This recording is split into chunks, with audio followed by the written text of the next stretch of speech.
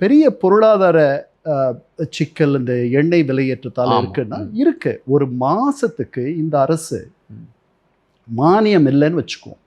மானியம் இப்போ 5 முறை விலை ஏறிடுச்சா? ஆமா. 5 முறை ஏறி இருக்கு. இதற்கு முன்பாக அவர்கள் இழந்தது எவ்வளவுனா ஒரு மாதத்துக்கு 4400 கோடி ரூபாய். இந்த ஏன்னா கொள்முதல் விலை வந்து 2 மடங்கு ஆயிடுச்சு. முன்னாடி ஒரு பேரல் வந்து உங்களுக்கு எவ்வளவு இருந்துச்சு? $65. இன்னைக்கு $100 மேலே. ஒரு காலத்தில் 110 115 இருந்துச்சு. அதனால கொள்முதல் விலை 2 மடங்கா ஏறக்குறைய ஆயிடுச்சு. அதனால விற்பனை விலை கூட்ட வேண்டிய ஒரு நிர்பந்தம் இருக்கு. அப்புறம் எண்ணெய் வரத்து நமக்கு நாள் ஆகுது. வரத்துக்கு ஒன்றும் குறைவில்லை. வளைகுடா நாடுகள்ல இருந்து வரக்கூடிய எண்ணெய் இப்ப வேற இடங்கள்ல இருந்து சுற்றி வளைத்து வர வேண்டியிருக்கு. அமெரிக்கா சமையல் வாயு இதெல்லாம் இருக்கு. ஆனால் ஒரு நல்ல செய்தி என்னன்னா, இன்று மாலையோ அல்லது நாளைக்கோ நாளை மறுநாளோ ஈரானுக்கும் அமெரிக்காவுக்கும் ஒரு ஒப்பந்தம் எட்டப்படலாம்.